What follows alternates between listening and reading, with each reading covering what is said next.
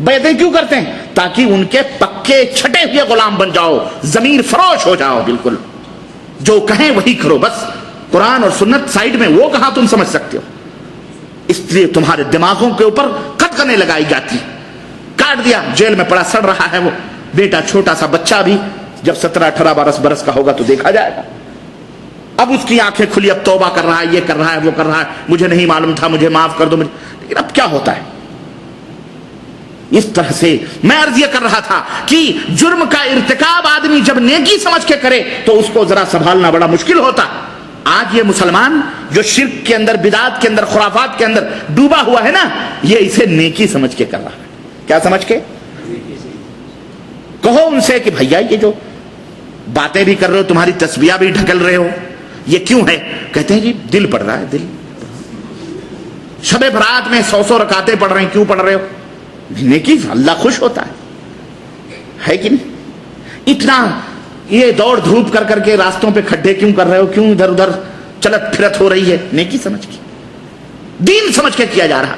یہ قبروں کے اوپر مجاوری، یہ پلیتے، یہ جھنڈے، یہ علم، یہ شدے، یہ ڈھول، یہ تاشے، یہ نیاز، یہ برہمی، یہ گیارہمی، یہ تیرہمی، یہ شب برات کے حلوے اور ماڈے، یہ رجب کے اور کنڈے اور شب عید میلاد النبی اور شب، یہ سب کیوں کر رہے ہو؟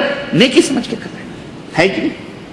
جو جرم نیکی سمجھ کے کیا جاتا ہو، آدمی اس کا کبھی اقرار نہیں کرتا ہے، بلکہ اس کے اوپر ڈٹا رہتا ہے، حالانکہ وہ جرم ہے۔ تو میرے عزیزوں، میرے دوستوں، اللہ عز و جل نے یہی ان کو فرمایا، مشرکوں کو، کہ تم جو یہ سمجھ رہے ہو کہ ہم ان بڑے بڑے لوگوں کو جو تصویریں رکھے پوج رہے ہیں، یہ بہت بڑی نیکی کر رہے ہیں، اور تم یہ کہہ رہے ہو کہ ہم ان کو اللہ سے قریب کرنے کے لیے ہم ان کو سجائے ہوئے ہیں اور ان کے سامنے اپنی درخواستیں رکھتے ہیں اور ان کو پکارتے ہیں اور ان کے سامنے نظر و نیاز کرتے ہیں۔ اللہ فرماتا ہے یہ جو ہے یہ سب جھوٹ ہے، یہ سب جھوٹ ہے۔ اللہ تبارک و تعالیٰ کے ہاں ایسی نیکیاں قابل قبول نہیں۔ نیکیاں وہی قابل قبول ہیں جس کے اوپر اللہ اور اس کے رسول کی مہر لگی، اس کے علاوہ کوئی نیکی قابل قبول۔ اللہ نے فرمایا،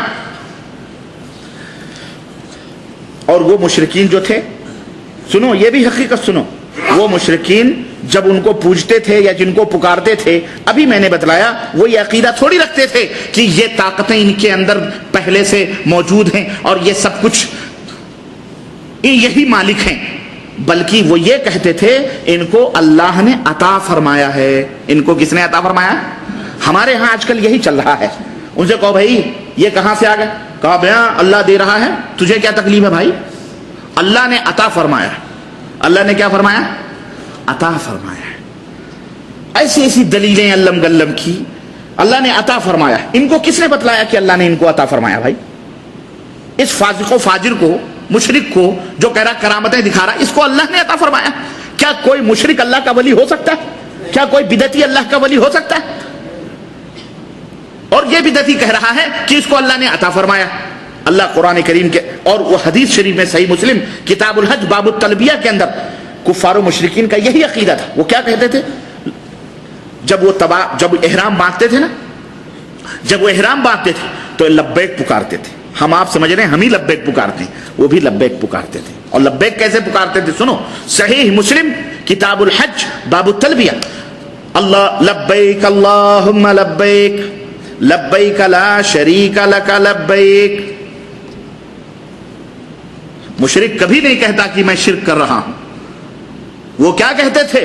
لبیک اللہم لبیک، اے اللہ میں حاضر ہوں، اے اللہ میں حاضر ہوں، لا شریک لک لبیک، اے اللہ تیرا کوئی شریک نہیں، میں حاضر ہوں۔ اللہ اکبر۔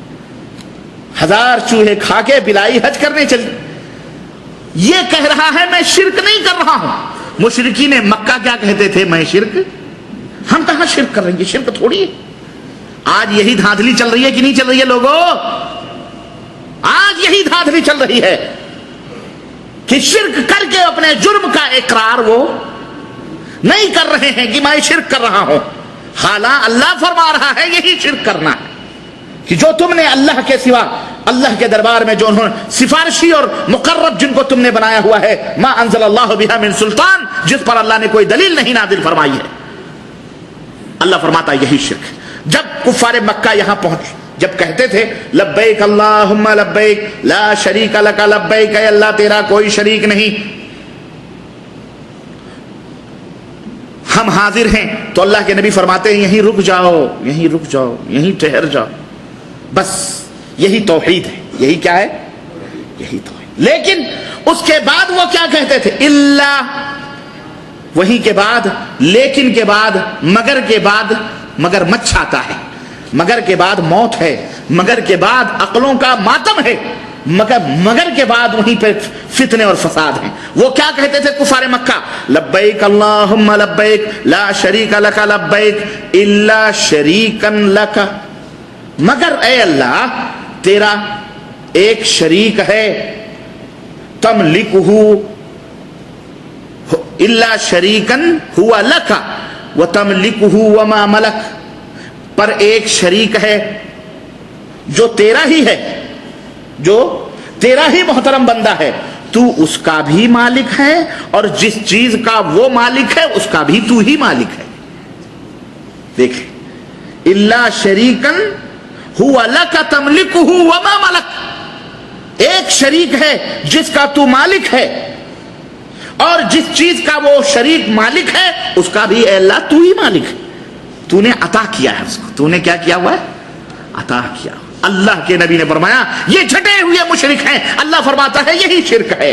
اللہ نے کسی کو عطا وطا، سنو، اللہ مالک الملک ہے، یہ ہے ہمارا معبود۔ تو میرے عزیزو، اب ان کا اقرار دیکھو اور ان کا عمل دیکھو۔ وہ بھی اقرار کرتے تھے کہ ہم شرک نہیں کرتے، لیکن عمل ان کا مشرکانہ تھا۔ اللہ نے فرمایا یہ شرک ہے۔ دین ہی اسی طرح سے آج کے دور میں بھی بہت سارے لوگ ہیں جو کہتے ہیں ہم شرک نہیں کرتے، لیکن ان کا عمل مشرکانہ، ان کا عقیدہ مشرکانہ ہے۔ تو چور لاکھ کہے ہم چوری نہیں کرتے، اگر وہ چوری کیا ہوا سامان اس کے پاس موجود ہے تو کہا جائے گا تو لاکھ کہے میں چور نہیں ہوں، تو ہے چور، تو ہے چور۔ بھلے انکار کر، مجرم کب اپنے جرم کا ارتکاب کر اقرار کرتا ہے اور اعتراف کرتا ہے۔ تو میرے عزیزو، عبادت صرف رکوع اور سجدے نہیں ہیں، بلکہ اللہ کو پکارنا بھی عبادت ہے۔ بلکہ پکارنا، اللہ کے سوا کسی کو بھی پکارنا، یہ سمجھ کر کہ اس بات کی وہ طاقت و قوت، جس بات کی وہ طاقت و قوت نہیں رکھتا، اس کے لیے اس کو پکارنا اور آواز دینا اور اس سے طلب کرنا، یہ بھی عبادت ہے۔ چنانچہ اللہ رب العزت نے قرآن کریم کے اندر ارشاد فرمایا وَمَن يَدْعُ مَعَ اللَّهِ إِلَٰهًا آخَرَ لَا بُرْهَانَ لَهُ، سورہ مومنون آیت نمبر 117، کہ جو شخص اللہ کے ساتھ دوسروں کو بھی پکارتے ہیں، الہًا آخر، دوسروں کو بھی معبود بنا کر پکارتے ہیں۔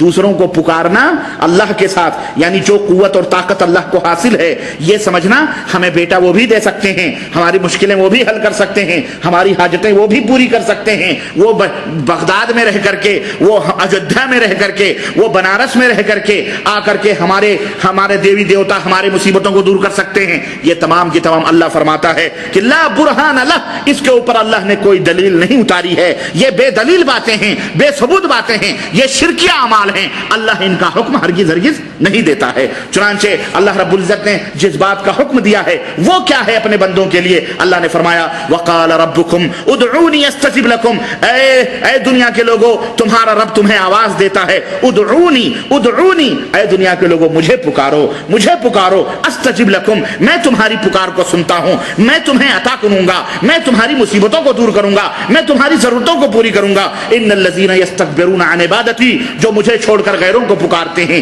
تکبر کرتے ہیں، مجھے نہیں پکارتے ہیں، سیدخلون جہنم داخرین، ہم انہیں جھنڈ کے جھنڈ جہنم کے اندر داخل کریں گے۔ اللہ اکبر۔ نبی کریم صلی اللہ علیہ وسلم نے کیا فرمایا؟ الدعاء هو العبادہ، پکارنا ہی دعا ہے۔ بہت سارے لوگ یا غوث، ہے رام، ہے کرشنا، ہے برہما، ہے وشنو، ہے لکشمن، ہے غوث، یا خواجہ، یا پاک پٹن، یا حجویری، یا اجمیری، یا غوث، یا بہرائچی، یا دولہے شاہ، یا بٹیر شاہ، یا توتے شاہ، یا کھوتے شاہ، یا پھلانے شاہ، یا رنگیلے شاہ، یا سہاگن شاہ، سب کچھ ہے نا، سب پکارتے رہتے ہیں۔ یہ تمام سب کے تمام سب لوگ مشرک ہیں، کھلا شرک کرتے ہیں۔ اسی طرح سے نظر و نیاز، صدقہ اور خیرات یہ بھی عبادت ہے، یہ صرف اللہ کے لیے ہے، اللہ کو چھوڑ کر کسی اور کے لیے کرنا یہ شرک ہے۔ امیدیں وابستہ رکھنا یہ اندرونی کام ہے، باطن سے اس کا تعلق ہے۔ اسی طرح بھروسہ کرنا، توکل کرنا یہ سب عبادت ہے، یہ صرف اللہ عز و جل کے لیے۔ خاص کریں اللہ کے سوا میرے دوستو، اللہ کے سوا جتنے بھی لوگوں نے جتنی بھی چیزوں کو اپنا